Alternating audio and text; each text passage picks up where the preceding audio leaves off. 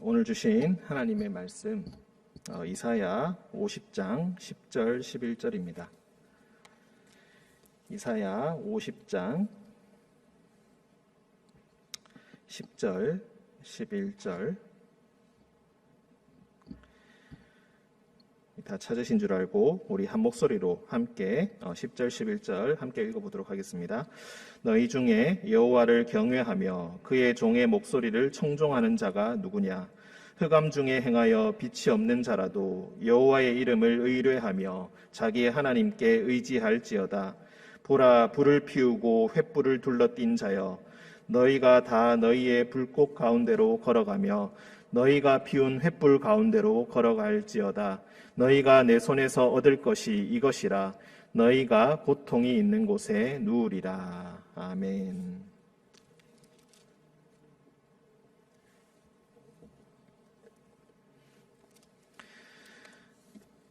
네,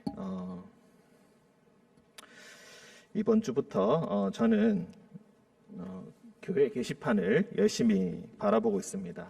교회 자유 게시판 열심히 들여다보고 있습니다. 뭐 때문인지 혹시 알고 계십니까?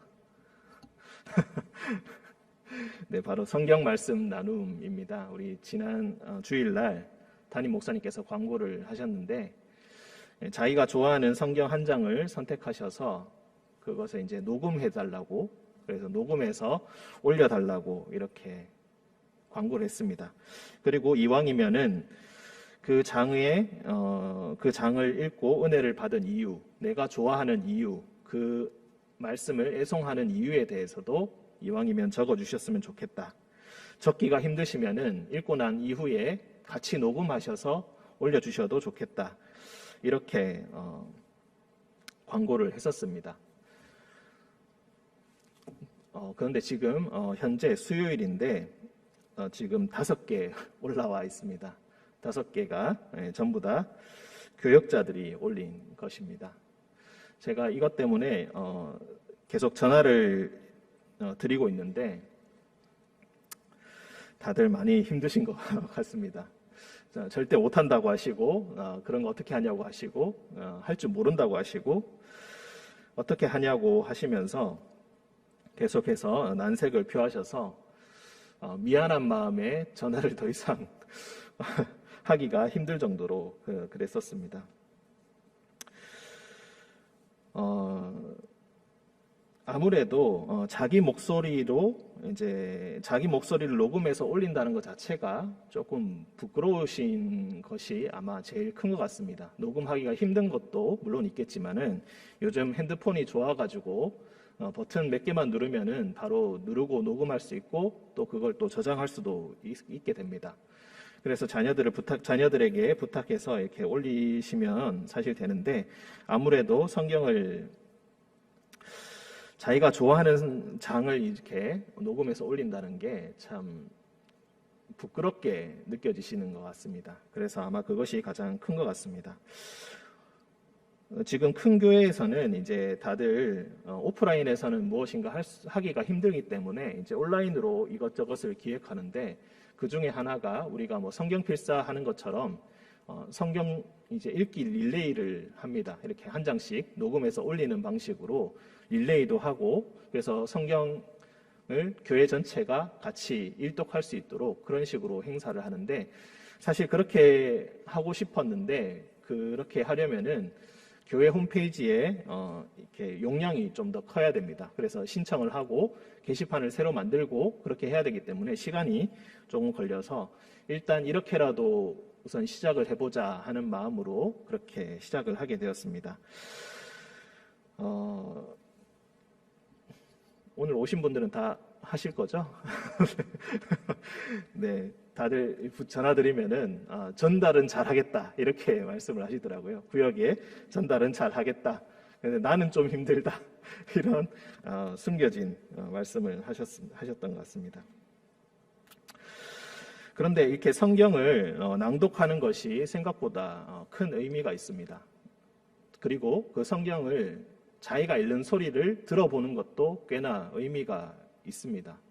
저도 사실 목사가 되기 전에는 제가 무슨 성경을 읽으면서 제가 성경 읽는 소리를 들어본 적이 사실 잘 없었습니다. 그런데 이제 앞에 나와서 성경 봉독도 자주 해야 되고 성경을 읽는 소리를 자꾸 내게 되고, 그리고 저도 제 목소리를 자꾸 듣다 보니까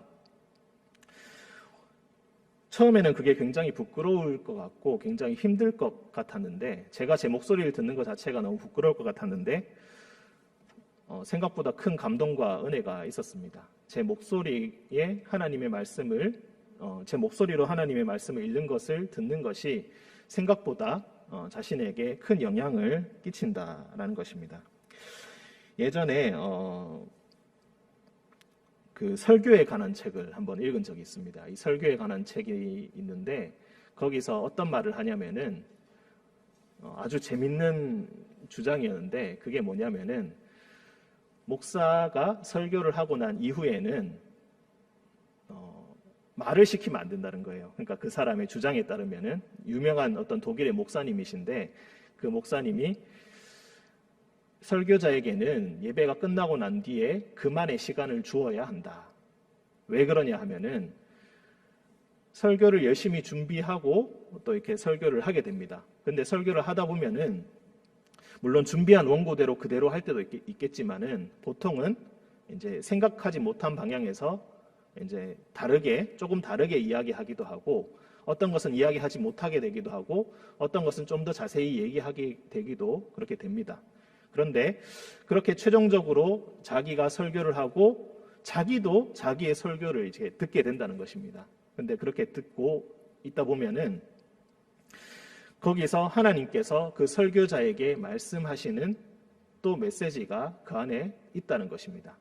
그리고 그렇기 때문에 설교를 하고 예배가 끝난 이후에는 그 설교의 음성, 하나님의 음성이 그 목사 안에서 또 메아리 치게 되고, 그 사람에게 또 설교의 결과를 통하여서 예배의 이후의 시간들을 통하여서 새로운 은혜를 주시는 시간이 있기 때문에 그 사람에게 시간을 주어야 한다. 그래서 예배 이후에 바로 당회를 열지 말고, 예배 이후에 재직히 하지 말고 시간을 충분히 주어야 된다. 이런 식의 주장을 읽었던 기억이 납니다.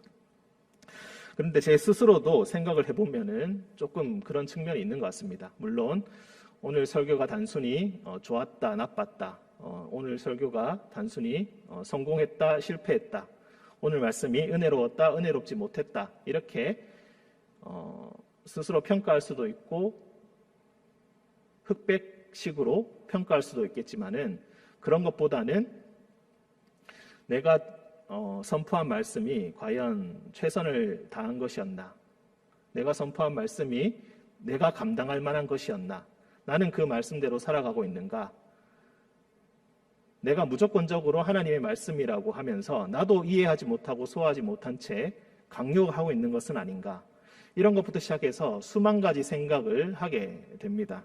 그러면서 하나님께서 말씀하시는 무엇인가를 또 얻게 되고 또 새로운 것을 깨닫게 되기도 합니다.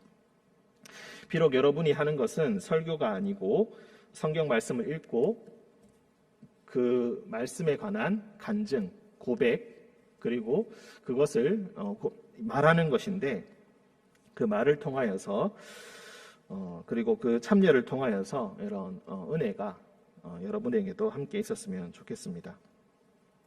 네, 오늘 말씀 우리 함께 보도록 하겠습니다. 오늘 말씀은 이사야 50장 10절 11절 말씀입니다.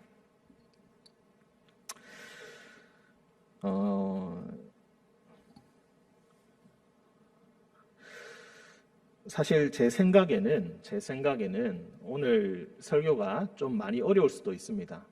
많이 어려울 수도 있는데 그래도 최대한 쉽게 이야기할 것이고, 그렇다 할지라도 조금은 낯선 부분도 있을 것입니다.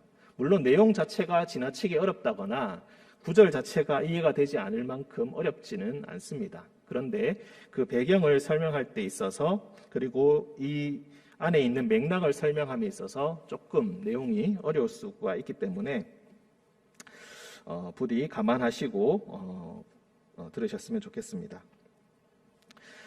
자, 새벽에도 우리가 계속해서 이야기하고 있는 것이 있는데, 이사야가 1장부터 66장까지 되어 있다고 우리가 잘 알고 있습니다. 그 중에서 40장부터 66장까지, 그러니까 이사야를 크게 두 부분으로 나누면은 1장에서 39장 그리고 40장에서 66장 이렇게 두 부분으로 나눕니다. 그리고 조금 더 세분하는 사람들은 40장에서 66장까지를 또 두 부분으로 나눕니다. 40장에서 55장 그리고 56에서 66까지 이렇게 세 부분으로 나눕니다. 물론 이것에 찬성하는 사람도 있고 반대하는 사람도 있습니다. 이 말씀을 어떻게 해석할 것인가? 보통 우리가 이렇게 구분하는 그 이유가 뭐냐면은 1장부터 39장까지는 전에도 담임 목사님께서도 한번 언급하신 바가 있는데 39장까지는 주로 심판의 말씀, 멸망의 말씀에 관한 것이고 40장부터는 처음부터 위로하라, 위로하라 하면서 이제 위로의 말씀, 회복의 말씀이 중점적으로 나오기 때문입니다. 또 40장에서 66장까지를 구분하는 이유가 뭐냐면은 40장에서 55장까지 거의 다 위로의 말씀, 회복의 말씀입니다. 그러니까 꾸짖는 말씀이 없고 40장부터 55장까지는 위로를 주고 힘을 주는 그런 말씀들이 있습니다. 그래서 우리가 주로 어려울 때 묵상하는 말씀들이 40장에서 55장 사이에 굉장히 많이 있고 찬양들도 굉장히 많이 있다는 것을 읽다가 보면은 깨닫게 되실 것입니다. 그런데 55장까지는 계속해서 위로와 이렇게 회복의 말씀이 나오다가 56장부터는 이제 또 섞여 나오기 시작합니다. 심판의 말씀, 너희가 지금 잘못하고 있다. 너희가 지금 내 말을 제대로 깨닫지 못하고 있다. 내가 여호와다. 나의 말에 순종하여라. 그렇게 실천하는 것은 진정한 실천이 아니다. 안식일을 어떻게 지키는가가 중요하고 금식을 한다고 할지라도 너희가 오락을 포기하지 않고 어려운 형제들을 배려하지 않고 금식을 하고 안식일을 지킨다면 그건 다 헛것이다. 이런 식으로 말씀을 하시면서 다시 한번 꾸중과 위로를 동시에 주고 계시기 때문입니다. 그래서 이렇게 세 부분으로 주로 나누는데 저도 세 부분으로 나누는 게 옳다고 생각하고 있습니다. 그 배경을 이렇게 이야기하자면은 1장부터 39장까지는 이제 실제로 나라가 멸망하는 과정입니다. 이사야는 히스기야 왕 때 선지자였습니다. 히스기야 왕 때 이미 우리나라처럼 북쪽과 남쪽으로 갈라져 있었는데 히스기야 시대 때 북쪽이 멸망을 당했습니다. 아수르라는 나라에 의해서 멸망을 당하고 그 아수르 나라가 그대로 남쪽까지 쳐들어옵니다. 그래서 딱 예루살렘만 남기고 전부 다 아수르한테 점령이 됩니다. 그래서 이제 나라의 수도만 넘어가면은 이제 나라가 멸망하는 거예요. 북쪽도 멸망하고 남쪽도 멸망하는데 그때 기적적으로 하나님의 도우심으로 그리고 이사야의 기도와 도움으로 이제 18만 5천 명이 한꺼번에 그날 밤에 죽고 예루살렘이 성공적으로 살아남게 됩니다. 그래서 남유다는 계속해서 이제 살아남게 되는데 다만 120년이 지난 그 이후에 120년 정도 지난 이후에 결국 남유다도 바벨론이라는 새로운 나라에 의해서 멸망하게 됩니다. 느부갓네살 왕 다 들어보셨을 것입니다. 느부갓네살 왕은 너무너무 유명한 왕입니다. 왜냐하면은 주변 나라들을 모조리 다 정복하고 다닌 그런 왕이었기 때문에 아주 일반 역사에서도 굉장히 유명한 왕입니다. 이 느부갓네살에 의해서 결국 예루살렘이 멸망을 당하고 이제 성전이 무너지게 됩니다. 그 무너질 시기가 되었을 무렵에 예레미야라는 선지자가 나타나서 이렇게 예언합니다. 나라를 지키려고 애쓰지 말아라. 하나님께서 이미 결정하셨다. 나라를 멸망시키시기로. 너희의 불순종과 너희의 죄악으로 말미암아서 하나님의 진노는 돌이킬 수가 없다. 그러니 포로로 끌려가라. 그리고 거기서 70년 동안 살다가 돌아와라. 그런데 그 말에 예언을 하고 다니니까 엄청난 미움을 받게 되었습니다. 저런 매국노 같은 놈 하면서 엄청난 미움을 받으면서 또 다른 예언자들은 지금은 어렵지만 하나님께서 2년 하냐냐 같은 선지자를 기억하실 것입니다. 2년만 지나면은 하나님께서 다 회복시키신다. 우리나라 주님께서 지켜주신다. 그러니 걱정하지 말아라 하면서 왕 앞에 예언을 하고, 백성들은 당연히 그 예언을 좋아합니다. 그래서 예레미야를 미워하고 예레미야를 박해합니다. 예레미야가 얼마나 고생이 많았는지 그 처절한 고백이 바로 20장에 나오고 있습니다. 하나님 말씀, 차라리 나를 너무 괴롭혀서 말을 안 할 수도 없고, 말을 하면은 백성들이 나를 미워하고 매일마다 죽음의 위협에 시달려야 하고 살해의 위협에 시달려야 하니 너무나 괴롭습니다. 그렇게 고백하는 장면이 나오는데, 그래도 결국 끝끝내 예레미야는 예언을 하였고 그 예언이 그대로 이루어지게 되었습니다. 그래서 계산법에 따라서 조금은 다르긴 합니다만은 약 70년 정도가 지나서 이제 돌아올 수 있게 되었습니다. 왜 돌아올 수 있게 되었냐? 바벨론이란 나라가 멸망했기 때문입니다. 바벨론도 오래 가지 못할 것이다. 왜냐하면 하나님의 도구에 불과하기 때문에 그 힘과 권세가 영원할 것 같지만 그들도 곧 멸망당하고 말 것이다. 그들의 힘의 근원을 알지 못한 채 교만하기 때문이다. 이 역시 예레미야가 예언한 것입니다. 실제 그 예언대로 그 나라도 오래 가지 못한 채 나라가 멸망을 당하게 되고 페르시아라는 나라가 등장합니다. 그 페르시아의 유명한 왕이 바로 고레스라는 왕입니다. 우리 성경에도 나오는 왕입니다. 44장, 45장에 나오는 왕입니다. 하나님께서 이 고레스를 하나님이 택하신 자로 세우셨다. 그를 통하여서 하나님의 일을 하신다라고 합니다. 그래서 이제 고레스는 이제 아주 관용적인 사람이었고 바벨론을 정복할 때도 전쟁을 하지 않았습니다. 그 사람들이 스스로 투항을 했습니다. 나라가 더 이상 가망이 없다. 고레스에게 투항하자 해서 평화롭게 세계 정복을 완수한 그런 왕입니다. 고레스는 포로로 끌려왔던 그 모든 민족들이 다시 돌아갈 수 있도록 배려를 해줍니다. 당연히 거기에 유다 백성들도 끼어져 있었고, 너희도 예루살렘으로 돌아가라. 예루살렘으로 돌아가서 다시 너희의 성전을 지어라. 성전을 짓는데 재료가 부족하면은 내가 나무와 돌도 너희에게 제공을 해주겠다. 그러니 돌아가서 너희의 성전을 짓고 다시 살아라. 그래서 백성들이 70년이 지난 이후에 이제 돌아올 수 있게 된 것입니다. 그런데 참 아이러니한 것은 시편에 보면은 이 바벨론의 포로 생활, 70년의 포로 생활 가운데 그 서러움을 노래한 시편들이 종종 나옵니다. 특히 137편이 가장 대표적인 구절인데,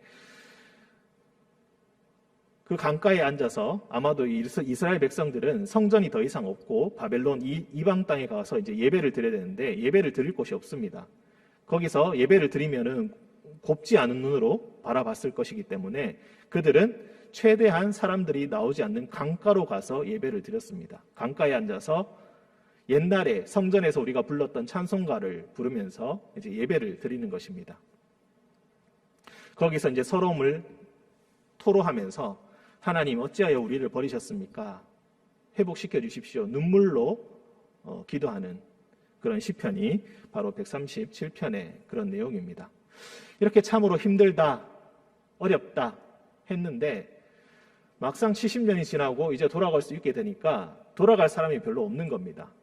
왜냐하면요, 바벨론은 대도시입니다. 부자입니다. 그래서 거기서 먹고 살기가 훨씬 더 편한 거예요. 다시 돌아가면 처음부터 다시 맨 땅에 헤딩을 해야 되잖아요.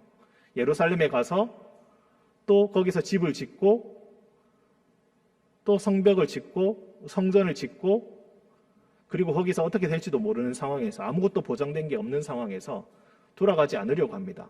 심지어 70년이 지나니까 세대가 바뀌었습니다. 새로운 세대들은 이제 바벨론에서 태어나가지고 예루살렘을 모릅니다. 성전을 본 적도 없습니다. 그러니까 당연히 돌아갈 마음이 없습니다. 그냥 여기서 살겠습니다. 조금 서러움 당해도 그래도 여기는 돈만 있으면은 그래도 사람 대접받고 살아갈 수 있으니까 그냥 여기서 지내는 것도 좋지 않을까 하면서 돌아가지 않으려고 하는 것입니다. 이렇게 돌아가기 힘든 상황에서 이제 위로의 말씀이 너희는 돌아가야 한다. 너희가 마음이 불안하냐? 보장된 게 없어서 불안하냐? 나 여호와가 이것을 명령하였다. 너희는 힘을 내어라. 소년에게 장정에게 새 힘을 독수리 같은 새 힘을 주는 이가 바로 나 여호와다. 너희는 돌아가라. 그리고 시온을 재건축하여라.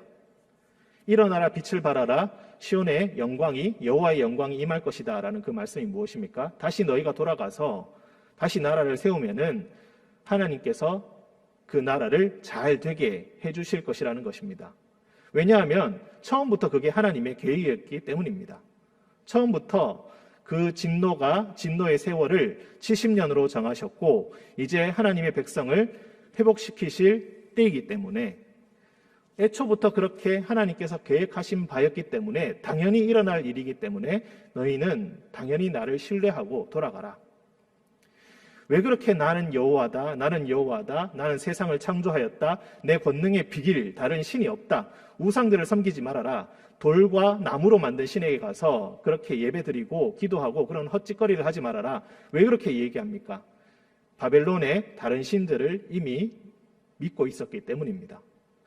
여호와의 이름은 추억의 이름이 되어버렸고 망한 나라처럼 아스라이 추억의 이름이 되어버렸기 때문입니다. 젊은 세대들은 여호와를 믿지 않습니다. 나라를 멸망케 할, 나라를 지켜주지도 않는 그런 신을 섬기느니 차라리 바벨론의 신을 섬기겠다. 나는 바벨론 사람으로 살겠다라고 하면서 그렇게 살아갔던 것입니다.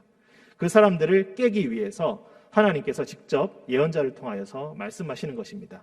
내가 곧 여호와다. 내가 천지를 창조하였다. 내가 너희를 만들었다.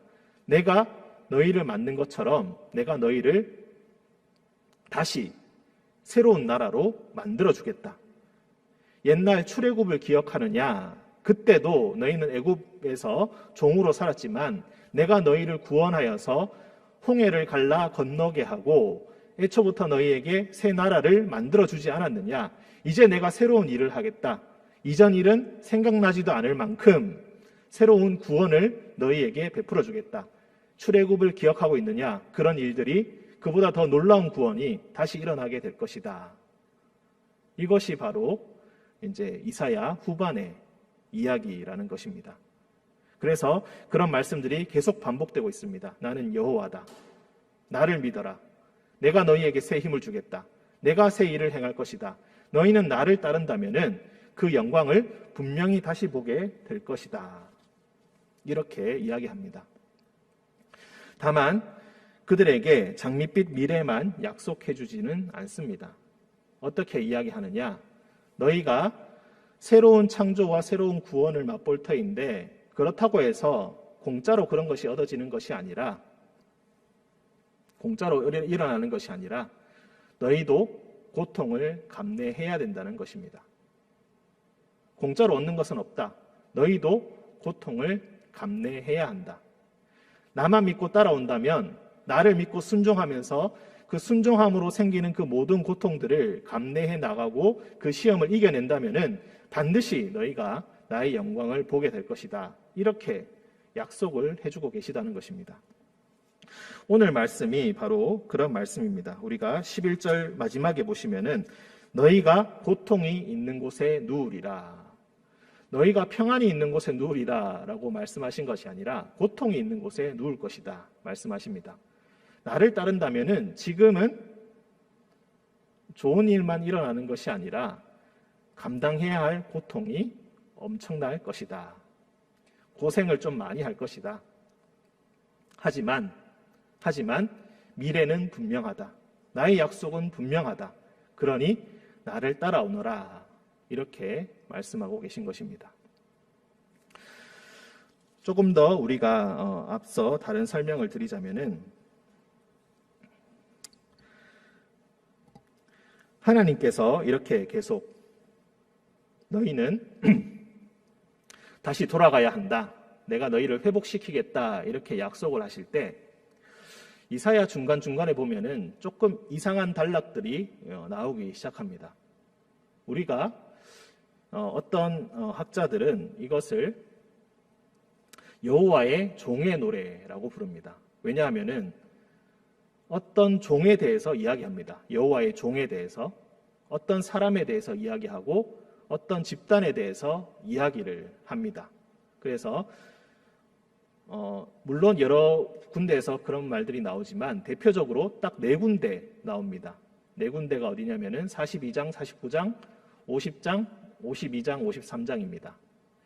근데 우리가 52장, 53장은 너무나 잘 알고 있습니다. 우리 잠깐 찾아보시면은 53장 4절을 보시면은 53장 2절을 보시면은 그는 주 앞에서 자라나기를 연한 순 같고 마른 땅에서 나온 뿌리 같아서 고운 모양도 없고 풍채도 없은즉.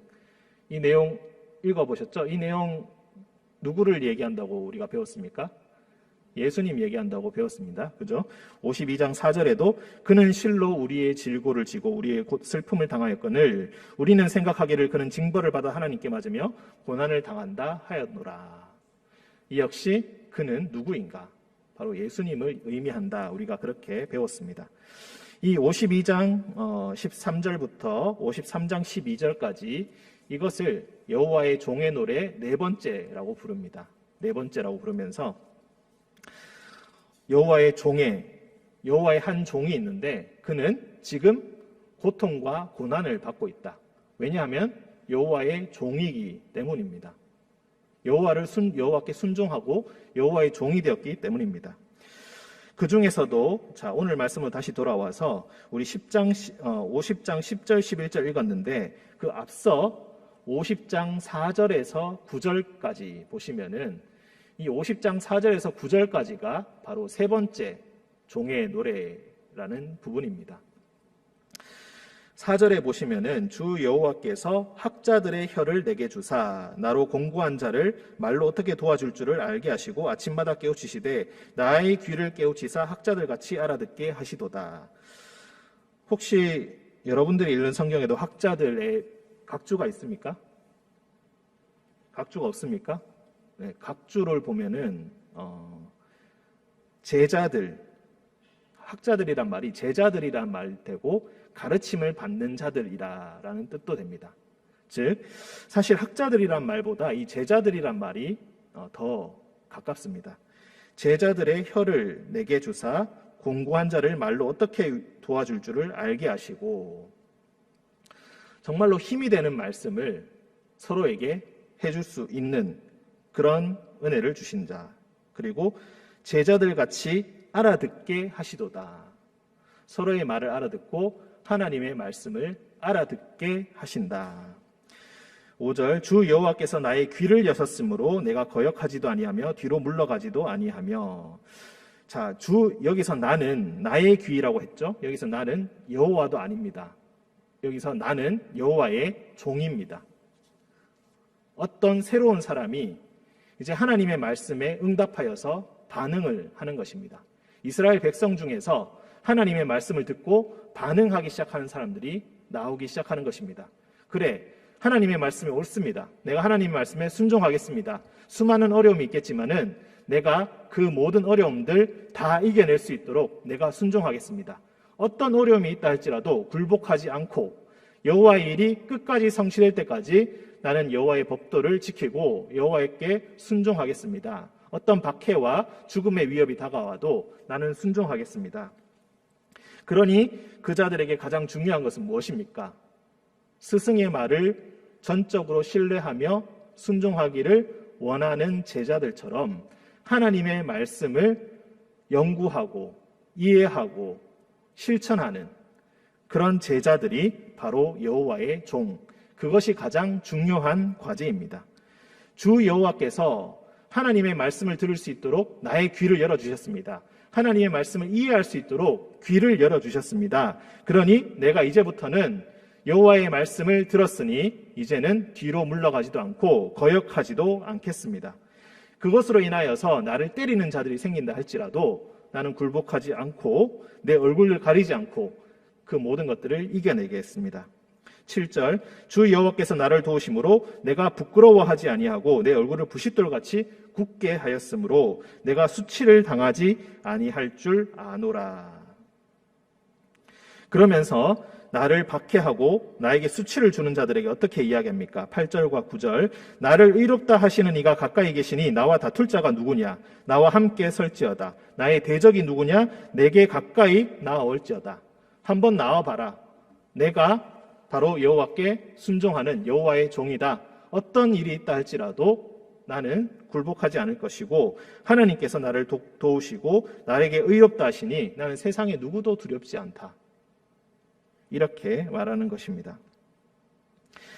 9절. 보라, 주 여호와께서 나를 도우시리니 나를 정죄할 자 누구냐? 보라, 그들은 다 옥과 같이 헤어지며 좀이 그들을 먹으리라. 지금은 기세등등하게 너 잘못되었어. 하나님은 힘이 없어. 하나님께서 너를 구원하지 못하실 거야. 이런 말들을 마구 하고 있지만은 너희는 옥과 같이 헤어질 것이며 좀이 너희를 먹어버릴 것이다. 기세등등하게 진리를 가지고 있는 양, 힘을 가지고 있는 양 이야기하지만 너희의 세월은 얼마 남지 않았다. 오직 이루어지는 것은 하나님의 말씀입니다. 그래서 그 고난받는 종들, 여호와께 순종하기로 결단한 사람들이 이제 이야기하는 것입니다. 백성들 사이에서 이야기합니다. 너희 중에 여호와를 경외하며 그의 종의 목소리를 청종하는 자가 누구냐? 준엄하게 묻고 있습니다. 너희 중에 여호와의 말씀을 청종하는 자 누구냐? 너희도 순종할 준비가 되어 있느냐? 흑암 중에 행하여 빛이 없는 자라도 여호와의 이름을 의뢰하며 자기 하나님께 의지할지어다. 당장 눈앞에 보이는 것이 없고 캄캄한 흑암이 앞에 있는 것처럼 보인다 할지라도 하나님께서 빛을 비추시면 흑암 중에 빛을 창조하신 하나님께서 빛을 만들어내실 수 있는 분임을 너희가 믿는다면은 이 흑암 뒤에 반드시 빛이 있음을 믿고 나와 함께 여호와께 순종하자. 여호와의 말씀을 청종하자. 힘을 내어라. 보라, 불을 피우고 횃불을 둘러띈 자여, 너희가 다 너희의 불꽃 가운데로 걸어가며 너희가 피운 횃불 가운데로 걸어갈지어다. 세상에 흑암밖에 보이지 않는다면은 여호와의 말씀의 횃불을 들고 너희가 그 빛을 의지하여서 함께 걸어가야 된다는 것입니다. 하지만 그 길은 분명히 고통이 있는 곳입니다. 분명히 어려움이 있습니다. 하나님의 비전, 하나님의 계획을 실천하는 것은 꽃길을 걷는 것이 아니라 가시밭길을 걷는 것이고 때로는 그 위에 누워서 가시에 찔린 고통을 당하는 그런 길입니다. 하지만 그것이 하나님의 명령이기 때문에 가야 하는 것이고 너희는 순종하여야 된다는 것입니다. 이것이 바로 50장 10절에서 11절의 말씀, 그리고 이사야 후반에서 말씀하시는 말씀이 바로 이 말씀인 것입니다. 단순히 너희 삶을 잘 살게 도와주시는 하나님께서 너희 삶이 잘 되게 해줄 것이다 막연한 그런 희망의 약속이 아니라 나와 함께 가면서 나와 함께 고통을 견딜 자 누구인가? 하나님께서 찾고 계신다. 그 제자들을 찾고 계신다. 세상의 다른 말에 팔랑귀처럼 따라갈 자들이 아니라 완고하리만큼 하나님의 말씀에 너의 온 귀와 온 신경을 집중하고 하나님의 길에 동행할 사람을 지금 찾고 있다. 너희 중에 여호와께 청종할 자가 누구냐? 너는 누구냐? 이 어둠 가득한 세상에서 너는 누구냐? 너는 어떻게 살아가고 있는가? 너는 어느 길로 가고 있는가? 제자들의 길로, 여호와의 길로 함께 걸어가자라는 것입니다. 그리고 이 예언의 말씀이 지난 이후에 몇백 년이 지나고 난 이후에 우리는 진정한 여호와의 종을 만나게 되었습니다. 그분이 바로 예수 그리스도입니다. 어둠 가운데서 빛을 주시기 위해서 세상을 이처럼 사랑하사 하나님께서 독생자로 우리에게 그를 보내셨습니다. 하나님의 말씀을 선포하다가 그는 십자가를 지셨습니다. 우리에게 생명을 주기 위해 그는 십자가를 지셨습니다. 이것이야말로 여호와께 순종하는 자의 모범, 표본, 우리가 살아가야 할 근본적인 모습, 바로 십자가에 있다. 그렇게 여호와의 길을 가면서 고통을 당한 자에게 주시는 영광이 무엇입니까? 3일 뒤에 일어날 부활의 빛이요 부활의 영광인 것입니다. 하나님께서 인정하셨다. 세상의 어떤 자들도 인정하지 않았지만 누구보다 하나님께서 그를 인정해 주셨다. 하나님께서 그를 죽이신 게 아니시라 그의 능력과 권능을 보여주시기 위해서 그를 살려내셨다. 애초부터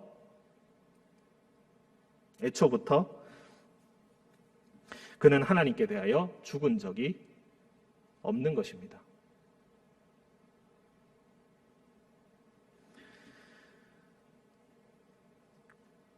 오늘 우리는 고통을 겪고 있습니다.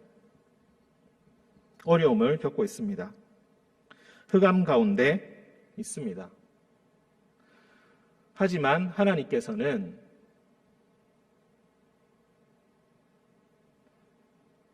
조금만 참고 견디면 잘 되게 해주겠다. 그렇게 약속해 주시는 것이 아니라 지금 나와 빛이 없다 할지라도 나의 말을 듣고 나의 말에 순종하면서 이 고통을 함께 이겨나갈 자를 찾고 계십니다. 여호와를 통하여서 그의 종의 말씀을 통하여서 여호와께 청종할 사람을 찾고 있습니다. 예레미야 5장에서 이런 말이 있습니다. 나라가 멸망하기 직전에 하나님께서 예레미야에게 말씀하십니다. 예루살렘 거리를 뛰어다니면서 의인 한 사람이라도 있으면은 내가 예루살렘 망하지 않게 해주겠다. 찾아보아라. 한번 찾아보아라. 한 명만 있으면은 옛날 아브라함이 소돔에서 10명만 찾으면은 구원해 주겠다는 그 말처럼 10명이 아니라 딱 한 명만 있으면은 내가 구원해 주겠다. 한 명도 없습니다. 그때 사람들은 성전에 안 다녔습니까? 그때 사람들은 기도 안 했습니까? 그때 사람들은 성경 말씀 안 읽었습니까? 제사장들 많이 있었습니다. 서기관들 많이 있었습니다. 의롭다고 칭송받는 자들 역시 있었습니다. 하지만 하나님께서는 의인이 한 명도 없기 때문에 나는 이곳을 멸망시키기로 결정하였다. 그렇게 말씀하고 계십니다. 이것이 바로 하나님의 준엄한 말씀입니다. 아무것도 하지 않고 앉아서 하나님께서 구원해 주시기를 바랍니다. 라고 하는 것은 어쩌면은 하나님을 기만하고 있는 것이고 하나님의 말씀을 읽지 않으면서 기도하는 것은 참으로 어리석은 일일 것입니다. 휴가를 가서 제가 신기한 광경을 보았습니다. 바닷가를 갔었는데 바위마다 사람들이 와서 사진을 찍는 겁니다. 사진을 찍는데 물론 이제 아이들을 데리고 온 사람들은 전부 다 이제 바닷가에 들어가 있고 이제 젊은 남녀들인데 그 젊은 남녀들은 절대로 바다에 들어가지 않습니다. 그리고 바다 위에 서서 온갖 포즈를 취하면서 사진을 찍습니다. 서로 사람을 바꿔가면서 사진 찍고 삼각대를 세워놓고 사진도 찍고 그렇게 사진을 열심히 찍습니다.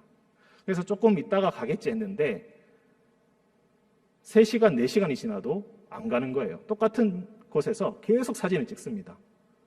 또 다른 사람이 와서 또 사진을 찍고 절대로 바다 들어가지 않고 예쁜 옷 입고 엄청나게 화장도 많이 하고 와서 그렇게 사진을 찍고 있었습니다. 그것을 보면서 요즘에는 저렇게 하나보다 이런 생각도 들었지만 한편으로는 그런 생각도 들었습니다. 좋은 바닷가에 와서 바닷물에 몸을 담그고 하나님께서 주신 자연을 즐기는 것보다 그 자연을 배경으로 삼아서 자신의 예쁜 모습을 찍고 싶어하는 그 사람들의 모습을 보면서 어쩌면 우리의 신앙도 그러하지 아니한가. 교회 앞에 다니면서 교회 앞에서 사진만 찍으면서 나 교회 다니고 있습니다. 그렇게 과시하려고 다니고 있지는 않은가. 속 사람은 전혀 변한 게 없고 귀에 들리는 것은 여전히 세상의 드라마와 재밌는 것들, 오락거리들만 들리면서 하나님의 말씀은 전혀 들리고 있지 않으면서 하나님의 제자들이다. 나는 교회에 다니고 있다. 이렇게 위장된 성도로서 살아가고 있는 것은 아닌가. 하나님은 우리의 배경이요. 주인공은 결국 자신이 되는 그런 안타까운 얕은 그런 신앙의 모습으로 살아가고 있지는 않은지 그렇게 반성하게 되었습니다. 하나님께서 여러분을 부르고 계십니다. 그냥 부르시는 것이 아니라 고통을 감내하면서 하나님의 말씀을 청종할 사람을 찾고 계십니다. 이 말씀에 응답할 수 있는 우리 모두가 되기를 주님의 이름으로 축원드립니다. 함께 기도하겠습니다. 사랑과 은혜가 충만하신 아버지 하나님, 어려운 가운데서 희망을 찾기 위해 주님 앞에 나아옵니다. 우리의 고통을 경감시키려 주님 앞에 나아옵니다. 주님, 하지만 우리의 귀에 여호와의 말씀이 없고 여호와의 말씀에 순종하려는 의지가 없으며 주님을 사랑하고 주님을 이해하려는 의지마저 없는 채 그저 하나님을 배경 삼아 나의 삶이 잘 되기를, 내가 더 돋보이기를 원하고 그렇게 살아갑니다. 주님, 우리의 어리석음을 용서하시고 주님께서 세상을 창조하시고 지식과 지혜의 근본이시며 모든 일을 행하시는 전 세계의 창조주 되심을, 전 역사의 주관자 되심을 다시 한번 우리의 입술로 올바로 고백하며 우리의 마음으로 옳게 고백하면서 주님의 뜻을 찾으며 주님의 뜻을 순종하는 그런 자들 되게 하여 주옵소서. 학자들의 혀를, 학자들의 귀를 주님께서 우리에게 허락하여 주시고 여호와의 말씀을 듣는 그 귀를 주님께서 열어 주옵시사 우리 주 예수 그리스도께서 딱 가셨던 그 십자가와 부활의 길로 우리도 올바로 갈 수 있도록 주님께서 우리를 인도하여 주옵소서. 주님께서 우리와 늘 동행하여 주심을 믿으며 거룩하신 예수님의 이름으로 기도합니다. 아멘.